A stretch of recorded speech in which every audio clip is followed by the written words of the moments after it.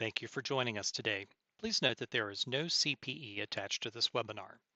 Please view our upcoming events and webinars at cbh.com for CPE opportunities. Our presentation will begin in a moment.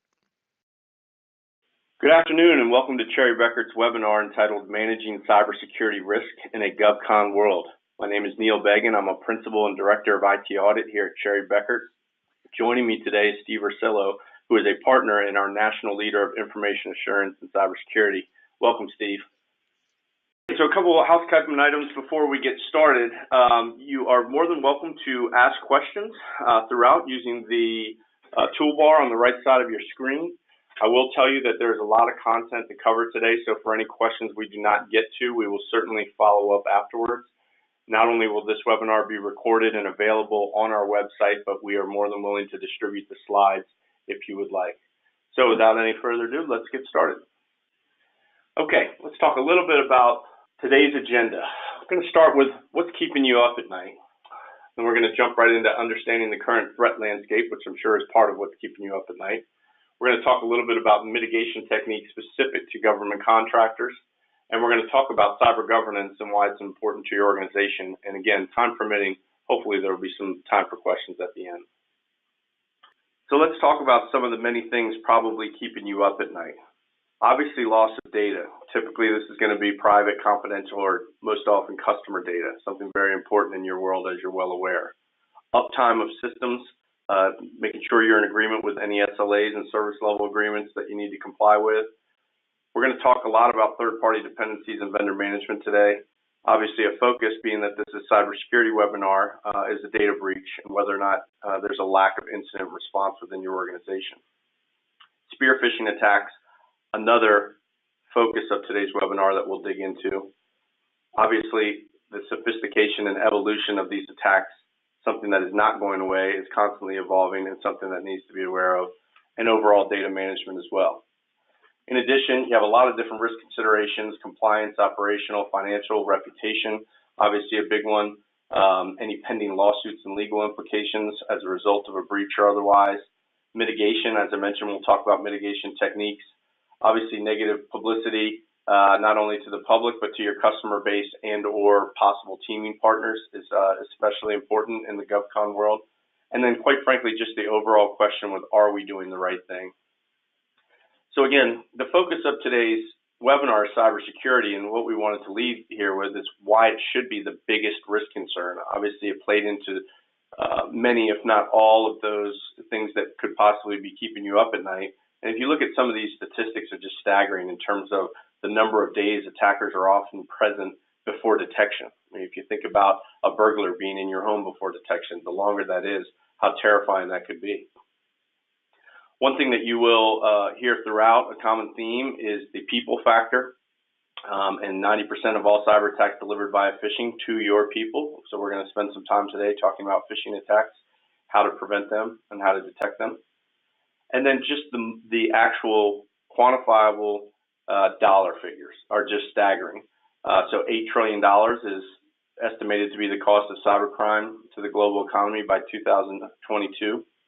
And then 2018 numbers are still rolling in, but in 2017, it was estimated at $5 million for the average cost of a data breach. So why is this? Well, one of the big reasons is that the security perimeter has changed for most organizations. To be honest, it wasn't that long ago that most companies look like this, and you hear the term on-prem or on-premise.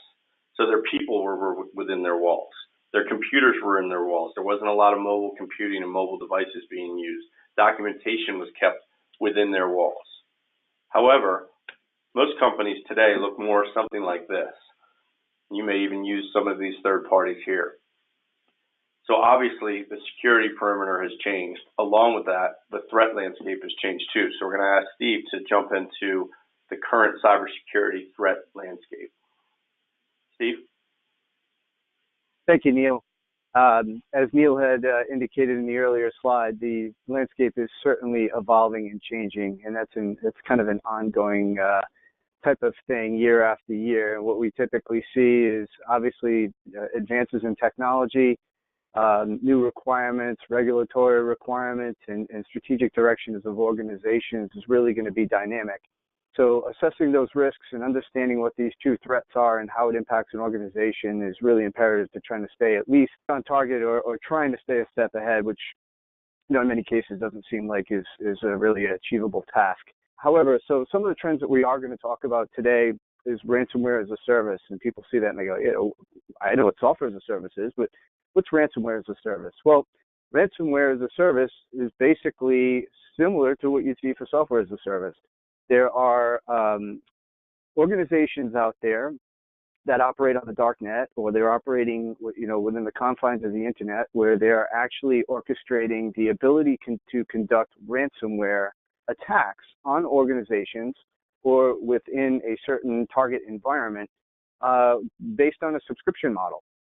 So you don't necessarily have to have the technical capability and the expertise to code this particular type of an attack. It's really something now that you can use a framework, you can use an engine, and as long as you have orchestrated how you want to conduct that, there's something that you can do quite automated. So that's pretty scary.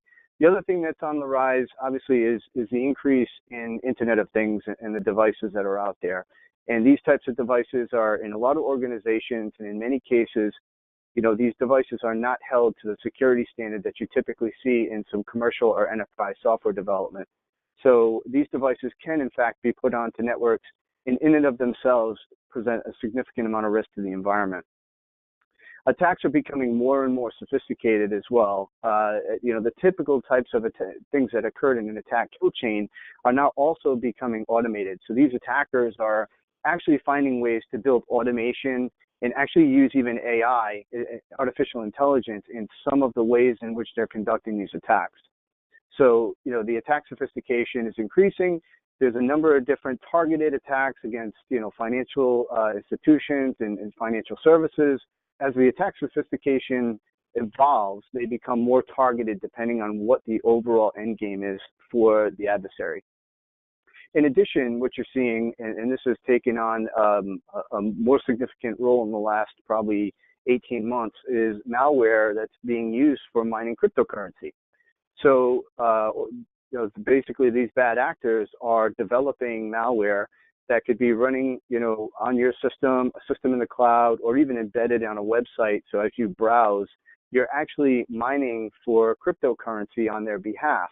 So they're in essence not necessarily stealing data, but they're stealing resources. And obviously, there's still risk with that. It demonstrates bad security posture. And in essence, if you're paying for those resources in the cloud, and on-prem for that matter, that's something that we don't necessarily want to have happen there. We have more and more sensitive data that's being included in the public cloud because of the nature of the service offerings provided in this kind of distributed computing culture with these SaaS providers. And of course, cyber espionage is still here. It's still rising. Nation states are constantly trying to get the upper edge on one another as far as what's happening in the cyber footprint. As you'll see from some of our upcoming slides, phishing attacks are not going away. In fact, they are thriving. The nature, the sophistication, and the targeted level of these phishing attacks is something that is really to be concerning. And obviously, we're going to spend a good amount of time talking about some prevention there. In addition, these attacks can be orchestrated through other types of platforms, such as social media and other types of web-based platforms. The other thing that's something to keep in mind is that web application attacks are continuing to evolve. Web applications are becoming, of course, very predominant.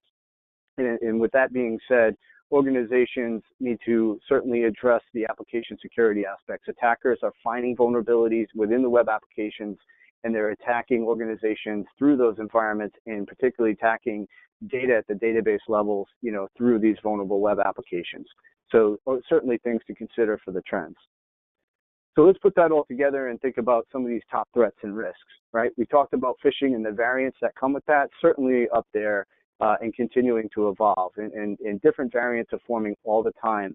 A variant is basically a form of malware that a third party may get. They change it up, they put some more functionality to it, and then they put it out as a different variant or subset of an existing malware executable or malware binary.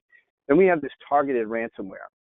And we've seen situations where organizations are compromised, and the data, to monetize the data might not be the immediate adversary's goal. It might just be to encrypt as much as they can, because the data is going to be worth more to you than it could be potentially to a third party, depending on the classification of the data that you have. So targeted ransomware is certainly something that you want to be concerned about in considering these threats. The scary thing now is, these ransomware attacks and these malware attacks don't always leave a footprint on the drive. They don't necessarily store information on the hard drive. A lot of them can actually really be operated within memory, so that, if the system is shut down or if it goes offline, you lose very important evidence as part of that forensic investigation and trying to determine some of the indicators of compromise that could be forming here. The other thing that you're starting to see, or I shouldn't say you're starting to see, but it's been around for quite some time, is what we would call password spraying. So you're constantly seeing notifications about, compromised passwords and things like that are out on the internet. And what happens is, through automation, these attackers are finding ways to automate these attacks, to use username and passwords that have been disclosed in these breach notifications, and automate that against a variety of third-party sources. And in many cases, they can be very successful. People don't have good authentication and password hygiene. Another big concern here has been business email compromise. So an attacker breaks into an organization through their email. They've gained the level of trust to the other users and their customers and vendors, and they're conducting some of these attacks by enumerating some of the activity within the email, setting up scams and campaigns based on, some of the information that's in there, and that could be really targeted to different industries, and basically, exploiting that trust as a stolen email, and they could also use that as a way of distributing malware. So this causes a significant amount of risk when you think about organizations that are dynamic, organizations that are consolidating, mergers and acquisition processes, bringing in new systems and different systems. All of these things have to be uniformly identified and addressed. We also have our increased risk around outsourcing and supply chain management. Because we're using vendors and third parties, we now have to understand the risk in the security posture of not only our internal systems, but all these third parties that we're actually working with. So that becomes added complexity there in our risk management process. The cloud apps, the email, the social media, all these different third-party apps, understanding the true business case and what's viable and non-viable to the culture of the organization is going to make a big difference. If the organization has even some of the most basic security controls in place, it can be a proper or a good mitigator to many of these particular types of risks. But if we have poor patching processes and we're not really taking care of the assets that we have, we're leaving ourselves to vulnerabilities. In addition, same thing with our applications, our web applications. If developers haven't been trained properly, they could be coding really applications in an unfavorable manner that's causing adversaries to gain access or penetrate systems much to what they would not want to see. And again, one of the biggest things that comes to mind here is, obviously, it always seems like we're trying to catch up to these latest threats and risks. So we need to plan. We need to have an incident response plan so that we're trying to understand the nature of the environment and what has to happen in order to stop and mitigate these attacks, so that if you refer back to the slide Neil had, attackers aren't laying dormant or active on our network for 99 plus days. So that's a real big part here. Okay, so typically sources of attack from an external perspective, we have organized crime, terrorists, we have nation states and state affiliated attackers. We have activists and we have hacktivists, so people hacking potentially for political reasons and things along those lines. And then, of course, there's always the threat of insiders. So when you think about insiders, you think about your typical threat footprint in any fraud investigation or any other type of risk assessment. You have employees, you have disgruntled employees, they could be past employees, maybe they weren't properly removed from the systems. We have hackers and crackers, which could have ill intentions on trying to gain or monetize data, and it could be even unaffiliated. We also have the competitors or corporate espionage that could be a factor here. There are terrorists and third-party groups out there with malicious intent in order to cause damage to systems. And even our vendors and our customers, whether intentional or unintentional, could be an avenue for an attack to take place in your organization. That's right, Stephen. That really drives home the point that we talked about at the beginning here that will be a recurring theme throughout. That roughly, it's estimated that 75% of all cyber attacks are a result of human error. So that last slide that Steve was focusing in on from the insider's perspective, the actual people. So oftentimes everything is thought of when you think of cyber, you automatically think of systems. And what we tell our clients is not only should you be thinking about systems, but you should also be thinking about people. Reason being, there's really what we call the human risk. And so kind of these top 7 risks here. Phishability, again, we're getting ready to dive into phishing attacks and phishing campaigns. Not patching, use of outdated systems. Can't tell you how many times we're doing a vulnerability assessment and or attack and penetration test, and it's something as simple as using outdated or unpatched systems that creates a very large vulnerability, and we'll even talk about how that plays into ransomware here shortly. Everybody, it just seems like society is guilty of this, posting too much personal or work information, whether it be on LinkedIn or any other social media. It's amazing the type of information that can be gleaned from these sites that end up creating a vulnerability for an organization. Steve talked about bad password hygiene. There's some thought that, obviously you shouldn't be using the same password across all sites. Very easy. It'd be like having a key to all doors. If you were able to get that one key, you could open every door. So changing up your passwords is key. Indiscriminate use of mobile media. Again, we talked about how the security landscape has changed for organizations. Obviously, how prevalent the use of mobile media is. Lack of situational awareness and just the thought, just being naive, thinking that I'm not a target. Well, the fact of the matter is, it doesn't matter how big or small you are.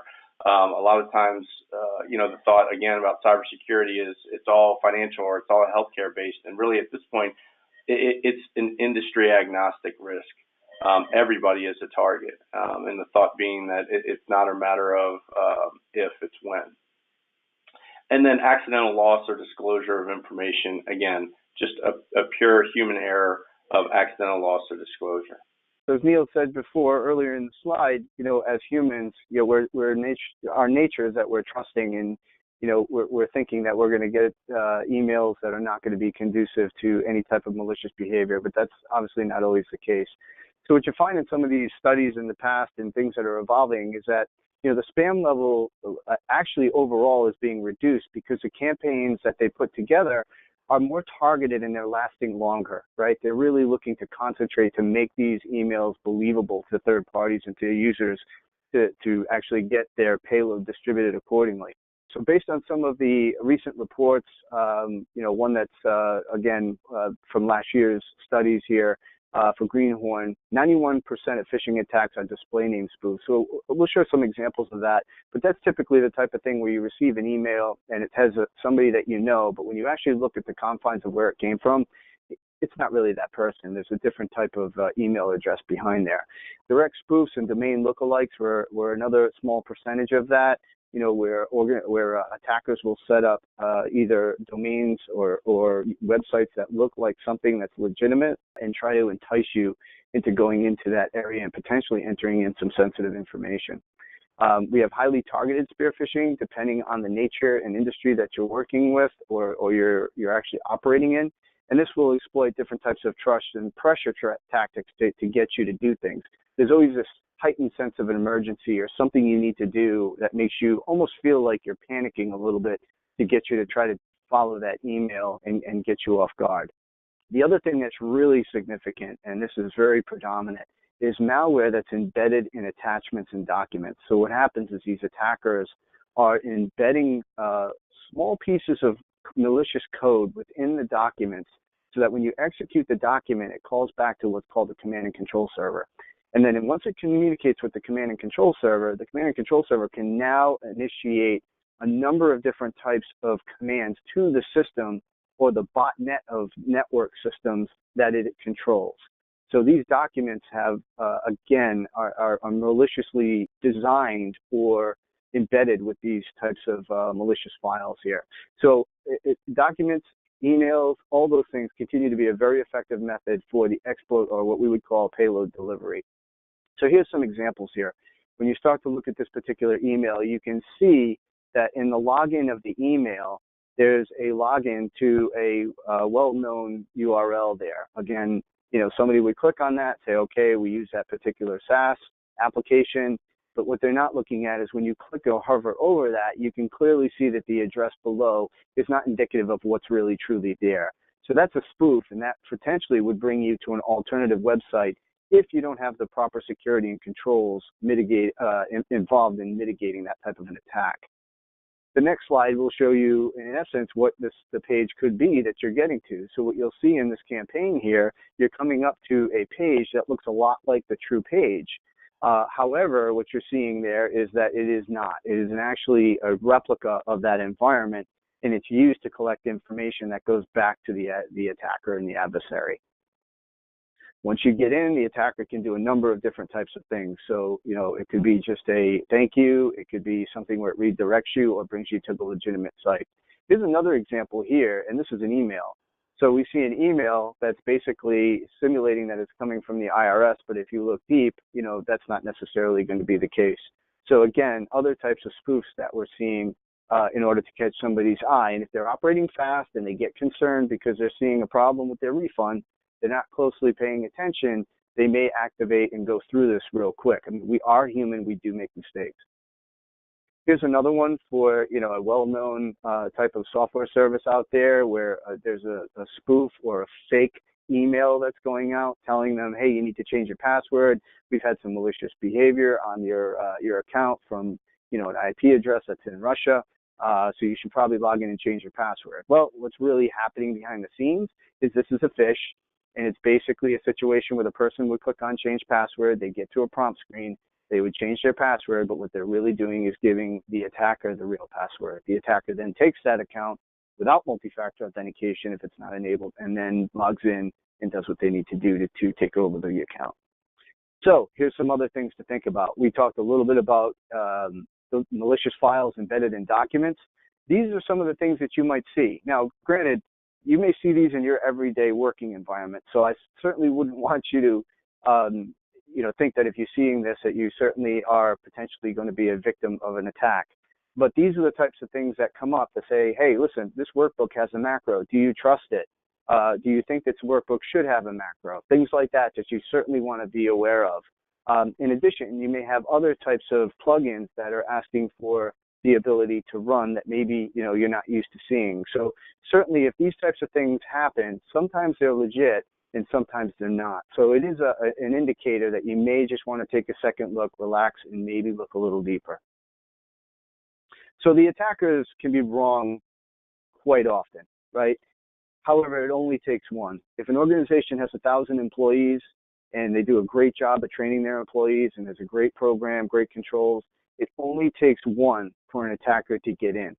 So it makes it very difficult, and that's why there needs to be a number of compensating measures around prevention here.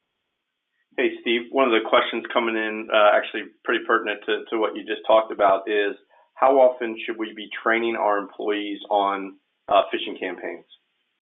So that's a good question. And in many cases, organizations should be looking at their risk assessments to make a determination on the threats, the level of complexity to the organization, in addition to how effective their control environment is. So when you start to look at all of those indicators there, you get a better understanding of truly how things are operating in there and whether or not employees are acting accordingly based on what those expectations are in their cyber governance program. Typically, I would recommend at least quarterly simulations so that you can actively measure what's going on and the level of awareness within the organization. And if the failure rates are high, then the organization should look at other ways in which they can convince employees and train employees so that they are well aware of these threats. So I would probably say, of course, edging on the side of conservatism quarterly, but at least semi-annually, or in some cases I have seen annually. But the more frequent, the better as it pertains to employee awareness. Steve, I was just going to say, absolutely agree, and obviously that can be done internal. There's obviously plenty of organizations that can train, Cherry Bekaert included, employees on phishing campaigns. So we have included some of those techniques to identify these attempts here. So if you could kind of jump into these. Sure thing. So here's a few techniques that we would use to identify that. And this is for all users out there. Emails that contain links, even if they're known from friends, family, coworkers, people you trust, just be skeptical. Make sure that the link in and of itself is not soliciting information that you don't feel comfortable giving up remember, email is relatively what I would consider hostile, right? So there's things that you need to trust, but if it's asking for PII or EPHI or any type of credentials, I would really second guess and think about how you can get there without going through the email. If the link doesn't point to the actual site presented, then that's certainly an indicator of something that you want to make sure you're not doing. If the site is not secure, if it doesn't have a secure certification or security cert, I should say, when you browse to the internet, you're clearly seeing that it's not secured properly. That could also be an indication of potentially the wrong site that you might be getting linked to. Emails that contain any type of download, picture, document, making sure that that is in fact a trusted source, making sure that the document is relatively trusted as it pertains to the person it's coming from. And again, endpoint security hopefully is going to take advantage of making sure that those documents are scanned to the best that they can. Emails that create a scenario, I have a friend stuck in a country that needs money, or I'm needing some way of actually transferring money because I have a great opportunity. Obviously, stay away from those things. Those are just different scams to try to entice you in. Other things that you typically see is somebody soliciting a response to a question that really you never had, changing a password, or, something has changed within your account that needs an action.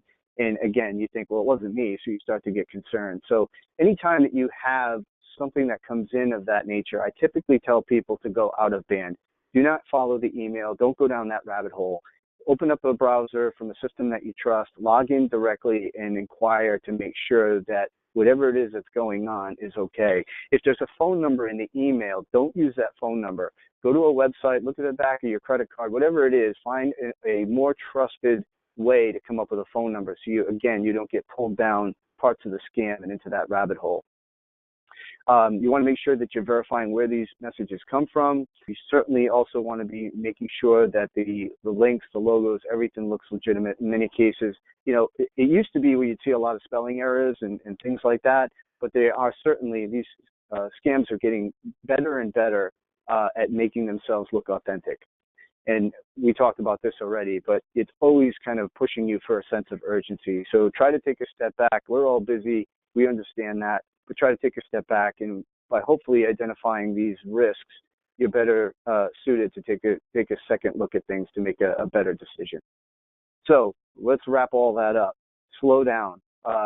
Make sure that we're clear with what's being requested. Think about what the potential impact would be if we rush through this. Do some research, and sometimes you may not have the ability to fully do the research.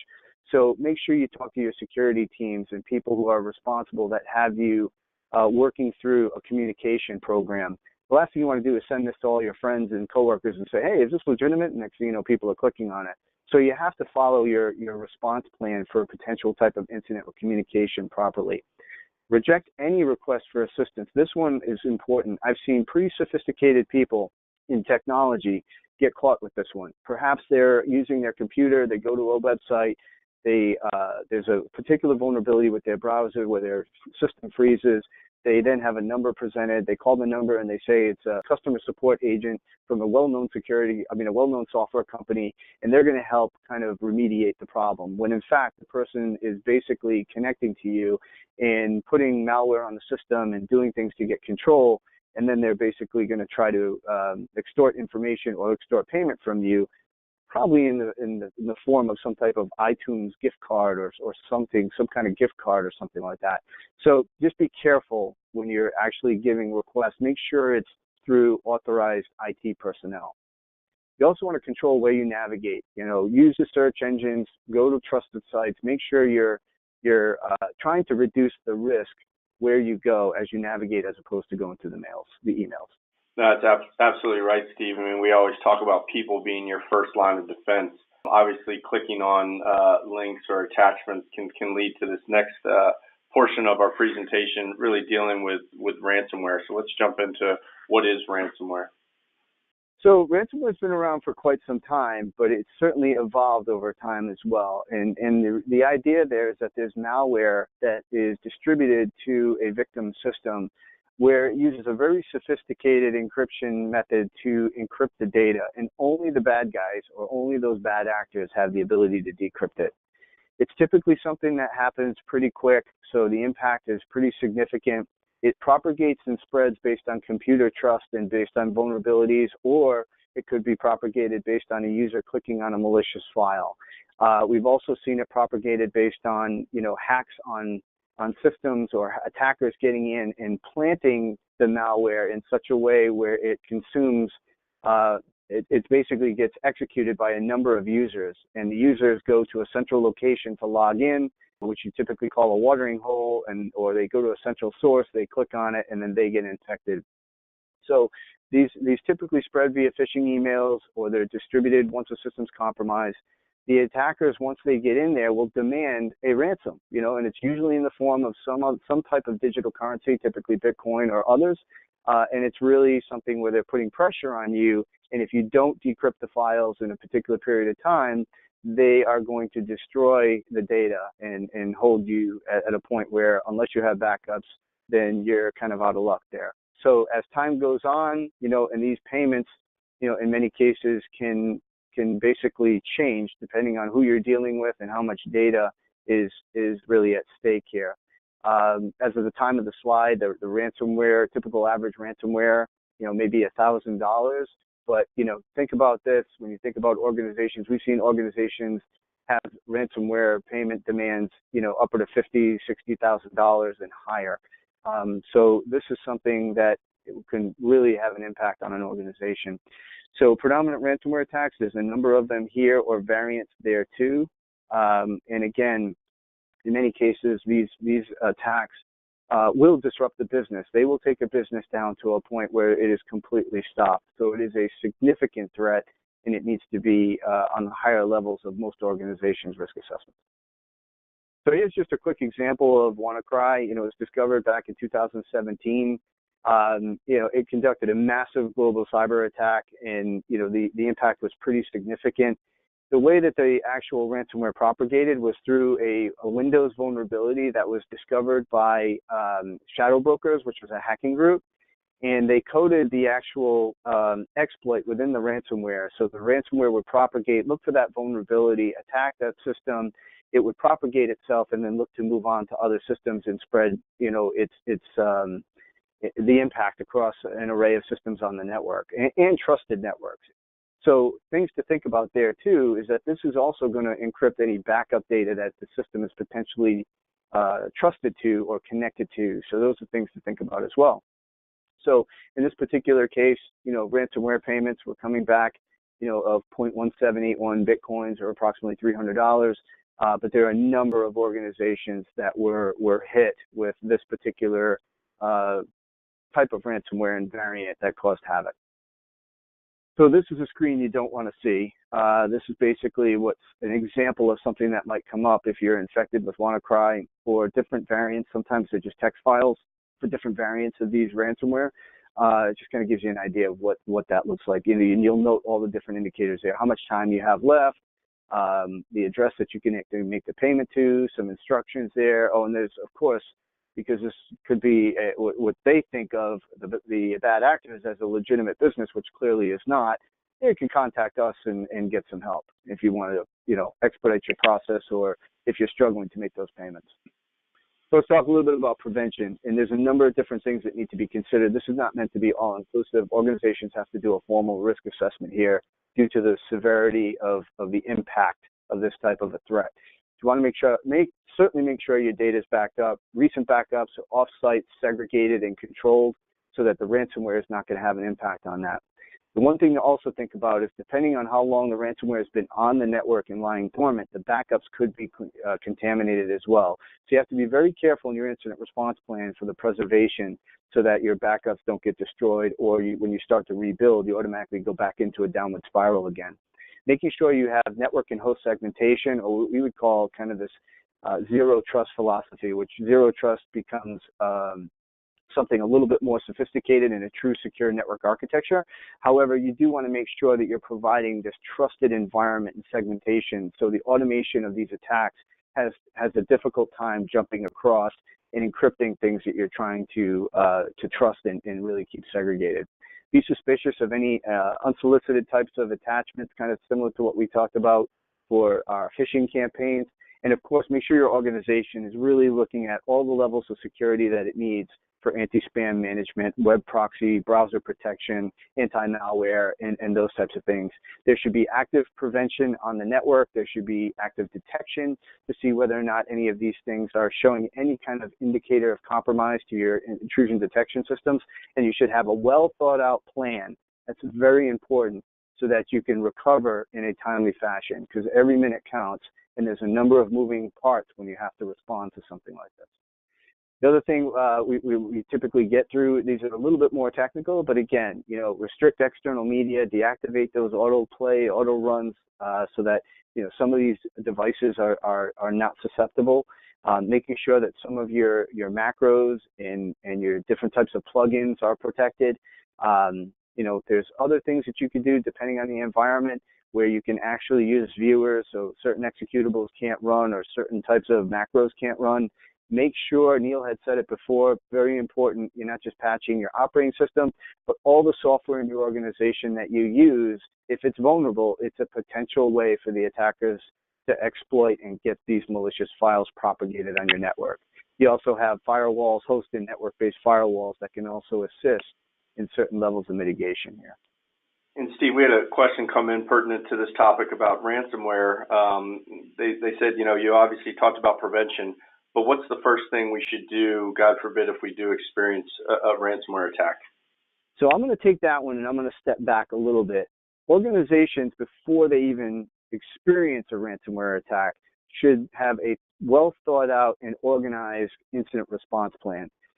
There's a number of different requirements that you'd see in an incident response plan as far as who's involved, the communication channels, the escalation procedures, having organizations that can respond right away, contractual obligations, payment initiatives if something at the worst case scenario, you certainly don't want to be, paying these ransoms, but unfortunately there are businesses where they have no other alternatives, so the ability to be able to do what they need to do, making sure you have cyber insurance, all of those things are prevention. Put in place and actively set up and thought through will certainly help your odds and your recovery time as it pertains to getting infected. But however, when the time comes, if you start to see that there's an attack, then typically what you don't want to do is necessarily shut your system completely off. However, you do want to disconnect the system from the environment, or you want to make sure that where the attack starts to propagate, that is segmented. The reason, a lot of people just shut the system off and yeah, that will stop it right away because it'll potentially encrypting the drive. But at the same token, any artifacts or any evidence that you might be able to see as to how it was contracted and how you can prevent it from spreading is going to be gone if it's resident in memory. So you do want to be careful as to how you draw up your response plans. But all your users, this is something that happens so quick that your users have to be well trained to know how to activate and know how to respond to this. In addition, your technology shared services or your technology teams need to have tools in place to see that this activity is happening before it spreads, across the network in a bigger fashion. Making sure that you have different swim lanes going. So you have your active response and containment that's happening. So the investigative teams can look to see where the source of the threat is. You also have a recovery plan that's well thought out and has a very methodical yet segmented approach to recovery. So as you go through the recovery process, you can do that while you're conducting your forensics and you're making sure that the data is actually, as you bring systems and things online as they're cleaned, it doesn't run the chance of getting reinfected and repeating all over again. Communication to your legal counsel, making sure that, through your incident response plan, you're actually following what's expected for communication, for internal communication, external communication, the security teams, the legal teams, any of your regulatory requirements, contractual requirements that you have, you're going to want to make sure that you're not in any type of breach of that for recovery times and breach notification, all based on your incident response plan. Very important to have the incident response plan. Great, Steve. In the interest of time, let's jump ahead. I know the focus today, we wanted, obviously, to talk about, based on the people factor, phishing and ransomware, but we'd be remiss if we didn't talk about social media, and we touched on it a little bit earlier with how much information people are putting on, whether it be personal and or business social media accounts. Yeah, so social media has become something, obviously, for a while that's been used in organizations as part of their marketing and communication campaigns and things of that nature. But unfortunately, attackers know this, and attackers know that it's another way to distribute malware and other types of bad acting malicious software. So they are looking at ways to create campaigns, target campaigns based on your likes and dislikes, and entice you to go to malicious websites, to click on different types of malicious files through malvertising, with something set up as an advertising campaign that's malware. And again, it's using that exploitation of trust. So you don't necessarily want to accept everyone in your social circle. If you don't trust somebody, if you don't know somebody, just be skeptical. I know it goes against some of the networking things that we think about, but just balance out that networking environment that you have with just being cognizant of who's coming in, making sure training and awareness is there, scrutinize the different types of application permissions and downloads you may put in, use trusted application stores for your mobile downloads, for using the social media, things like that. But an organization, again, it all goes back to policy. Formulate a formal social media policy as to what's allowed and what's not allowed so that you can keep better control of your environment. There's a number of different types of applications and security applications that can monitor social media outlets. And then again, reduce the use of social media to trusted platforms similar to the email.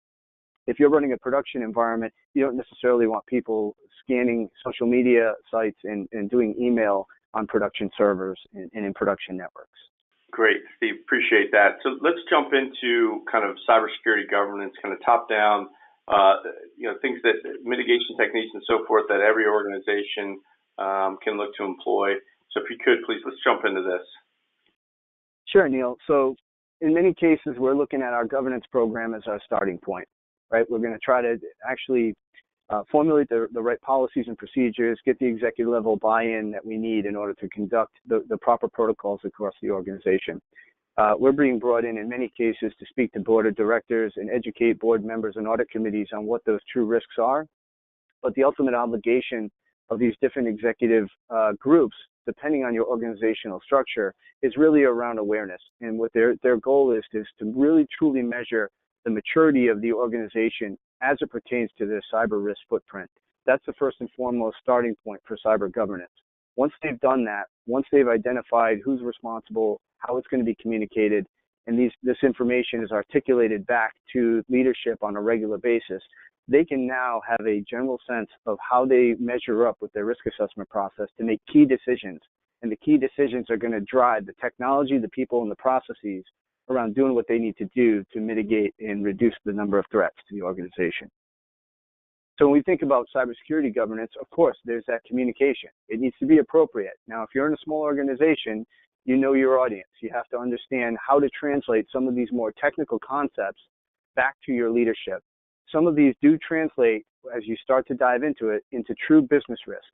And if you bring that to the attention of the executive teams or to leadership, in not necessarily just a technical fashion, but you translate that to, we could have our systems down for 3, 4, maybe a week due to the fact that we don't have the right prevention in place or the right training for people to respond to ransomware attacks. Those are the types of things that you have to bring forth as part of those risk assessments. And this is going to translate back to a number of different risk footprints.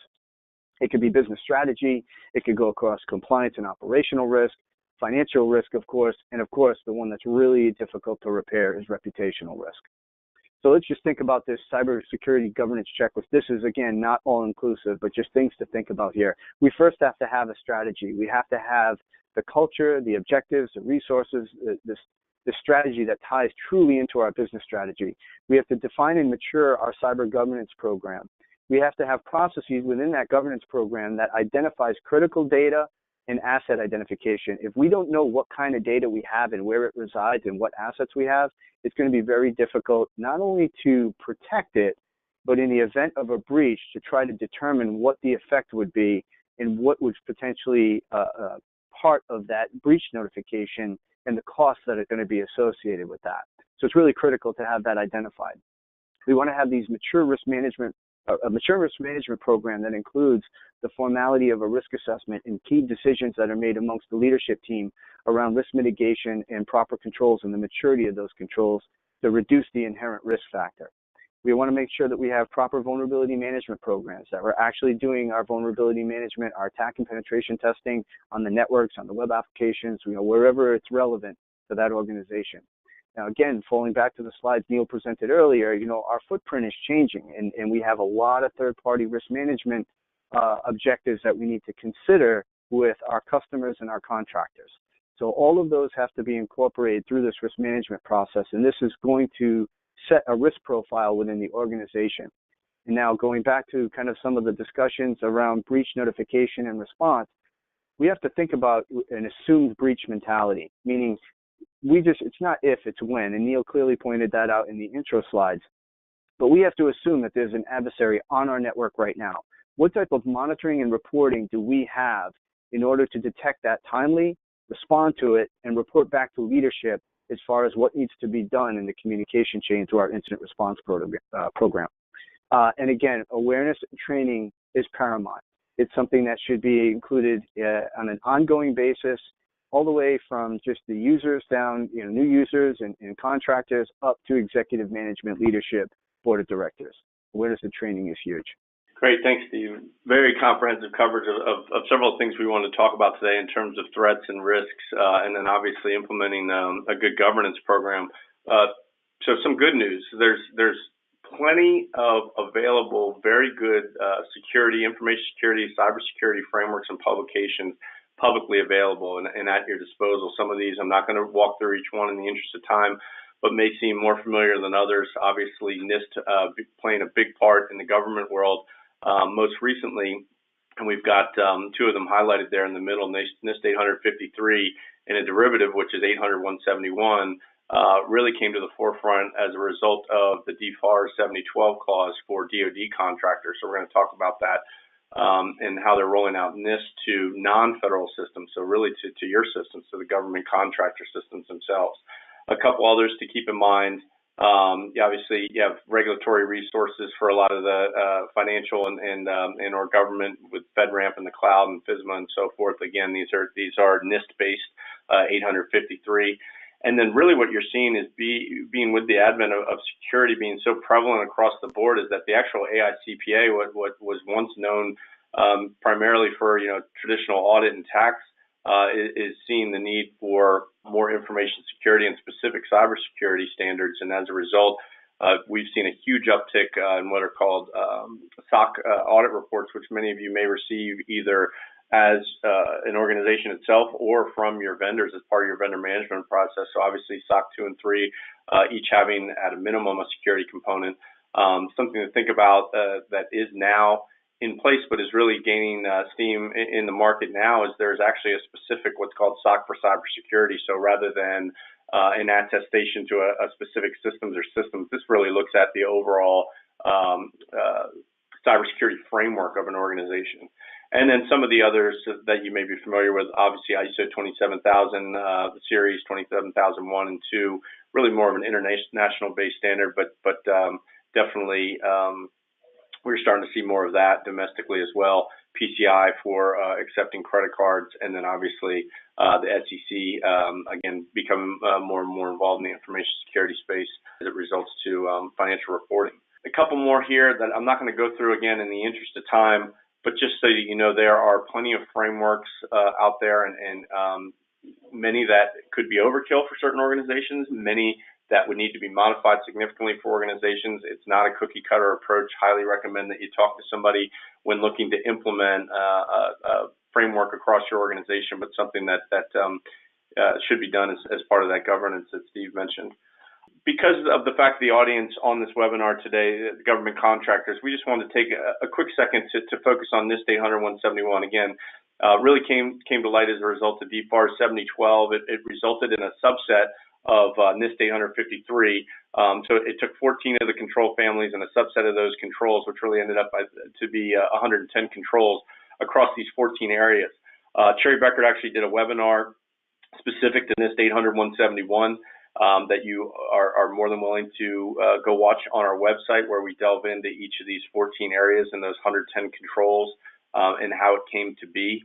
But we did feel it pertinent to mention it on today's webinar. While the deadline, the initial deadline has passed, it was December 31st, 2017, this is absolutely still a relevant standard for a number of reasons. One is we're starting to see it more and more in actual RFPs that are hitting the streets, in contracts. People are needing to demonstrate compliance. And then amongst the government contractor community, oftentimes you will see prime contractors requiring their subs to demonstrate compliance with NIST 800-171. So while right now it's really applicable to the DoD space, obviously we can see some of the folks on this webinar aren't only in the DoD. There is some thought, and to be quite honest with you, we thought it would have happened by now, that the requirement to comply with NIST 800-171 would have already come out, but we are still thinking will come out in a future FAR clause. And really what it does is it's the protection of what's called CUI, controlled unclassified information. And this is information that the government is deemed that needs safeguarding, pursuant to and consistent with applicable laws, regulations, and again, government-wide policies as dictated by the National Archives and Records Administration.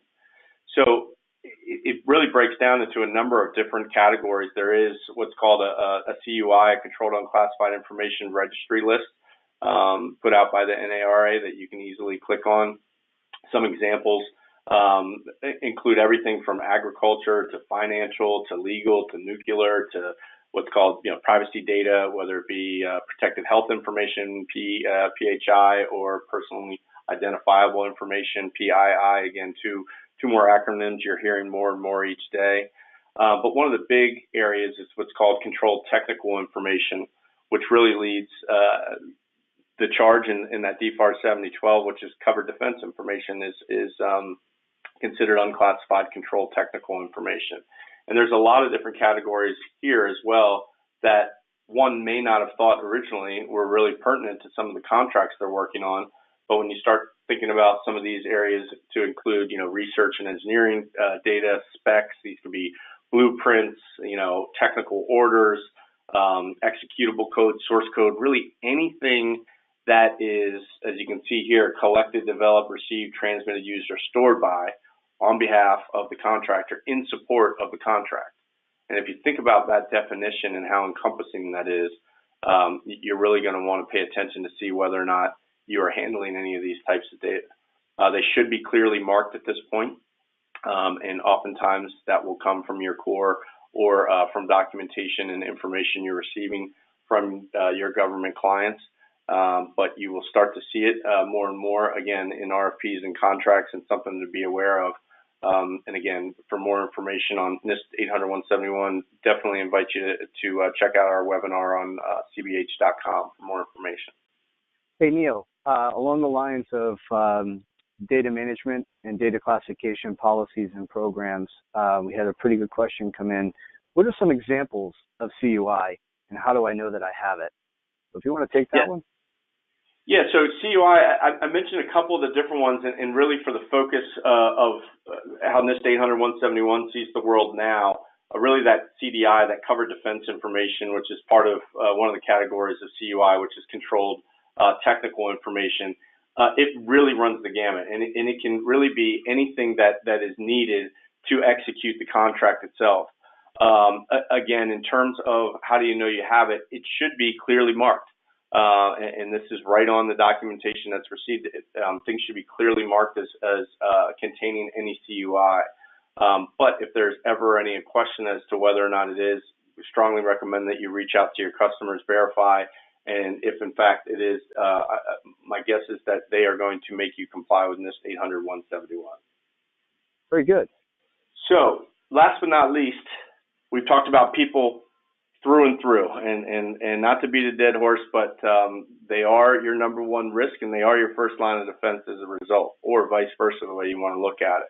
So one of the things we wanted to kind of end off here before we have some key takeaways for you are to not forget to educate your users. So a lot of times people think with cybersecurity, I've got the latest and greatest, shiny toy. I've got the new software package, or the latest and greatest firewall, and I've got this silver bullet that makes me impenetrable. Not the case. Again, being that roughly 75% of breaches result from human error, educating your users is absolutely paramount. People inherently, as Steve mentioned earlier, are the most vulnerable. We've talked numerous times today about establishing a training program. Keeping it current is equally as important. What we find often is that some of this training may happen as a result of an onboarding process. Well, I've been at Cherry Bekaert over 10 years. If I only received something on my first day when I was filling out my paperwork and getting my laptop, chances are I probably didn't retain a lot of that information. As we've talked about also, is that the threat landscape and the types of attacks and sophistication are constantly evolving and changing, so keeping it current is very important. Requiring people to attend training. Look at getting certified. I mentioned many different frameworks that you can get certified or audited against, be it any of the AICPA ones, SOC 2, SOC for cybersecurity, ISO, depending on if you're accepting credit card payments, obviously, and need to comply with PCI and the like. There are numerous frameworks out there that you can look to get certified. Train everyone. That's another thing that we see. It's, this person's in the mailroom, or this person is just doing X and not doing Y, and they're not financial in nature. They're not touching our GL or our ERP. Well, are they entering time? Are they on your network? In that case, again, everyone is a target, and so training everyone. And then looking at testing your users. Steve talked about phishing campaigns and so forth, testing users throughout the year to ensure that the training is actually sinking in and creating a culture and really bolstering the security posture of your organization. So we're definitely bumping up on time here, Steve. I did want to leave some time here for key takeaways, so if you could please take it away. Sure thing, Neil. I think another thing to think about that piggybacks off of what you were just saying is that while many organizations may look and say, well, this person never connects to the network or anything like that, they don't necessarily need the training. You think about that person, and as the example you gave in the mailroom, who opens the door for somebody and lets them in through either a piggyback or something like that, and that person then goes in and plugs into a port on the network through a phone system or something, and lo and behold, you have an attacker on your network. So everybody needs to be trained, just to reinforce that. So as to the next point here, we just want to sum up some key takeaways.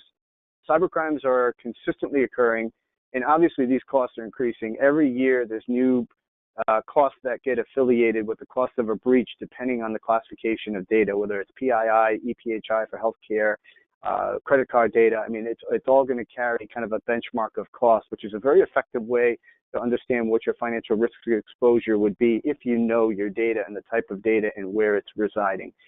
Social engineering spear phishing attacks are certainly on the rise in a very effective way for attackers to continue to get what they want. So just be wary of that and make sure that you're properly addressing that risk. Question that request. Make sure when in doubt, contact somebody, an IT person, an IT representative, just to make sure to verify that it's legitimate. We want to use search engines or other out-of-band ways rather than following down that rabbit hole. Stay away from information soliciting you in the emails if they're suspicious. We want to make sure that our incident response procedures and our program has been designed, and all of the procedures and relevant procedures have been distributed and made aware of by all the users in the organization, including reoccurring training. As Neil had said before, you obviously have that initial training on new hires, but it should be part of your annual processes, and it should be reoccurring as part of those phishing campaigns. You want to call for verification based on authoritative publications. Don't believe everything you read. Feel comfortable with knowing where to go for the right information. And of course, follow your instincts. Keep in mind, it's not just a technological problem. It's a business problem. If somebody says cybersecurity in your organization and you point to the IT administrator and say, they handle it all and nobody else really deals with it, there's a big void in that program. There needs to be an understanding that this translates to true business risk, all the way up from the board of directors down to users in the organization. It is a comprehensive business problem that needs to be addressed. Stop focusing on if. We're going to try to put as much prevention in place as we can. We're going to try to mitigate those risks. But it is certainly some of the most sophisticated security companies in the world are getting hacked. The threat vectors are just so advanced and they evolve so quickly.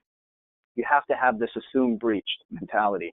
Understand that there could be an adversary, and there probably is an adversary on your network right now. What are we doing to catch it and prevent it and limit the damage within your organization? Understand the significant influence of executive leadership. Make sure they're involved in the security governance, that you have that culture and that buy-in at the top level, and the resources are going to be properly allocated in order to execute appropriately and within the risk tolerances of the organization. insist on a reasonable level of transparency to the security governance for the security governance program to organizational leadership. This includes the risk and also your incident response activities. It's okay to have statistics and metrics that are being presented to your leadership teams so they can have an understanding and measure your true cybersecurity governance, really your the maturity of your risk management program there. Stay involved and include the information security, privacy governance, high-level strategic initiatives at meetings, metrics we just talked about. Leverage those benchmarks that Neil talked about against different frameworks. There's a number of different frameworks out there, as Neil has alluded to. I think the important thing is to try to find some that are appropriate for your organization, your industry. In certain cases, you may be pulled into multiple ones, so you'll want to identify those key controls and map them in appropriately. Then govern cyber like you would any other business issue or risk. Ask the question. Don't be intimidated by what you're going to hear. You can't stick your head in the sand, and work through at the levels that are appropriate to basically at least try to stay one step ahead. That's right. Thanks, Steve. And we apologize for getting a little bit over time. I told you at the beginning we had a lot of information to cover. I mean, we could spend an hour just on ransomware alone. So we were trying to hurry through. There were some questions we didn't get to. We certainly will follow up with you in short order. Here is our contact information here. Any questions about what we covered today or how to get started? You know, what is the best way to get started? We're here for you as a resource. We are more than willing to distribute these slides as well. We've even included some links to some of the more prevalent cybersecurity industry frameworks on the following slide. But I encourage you to reach out with any questions.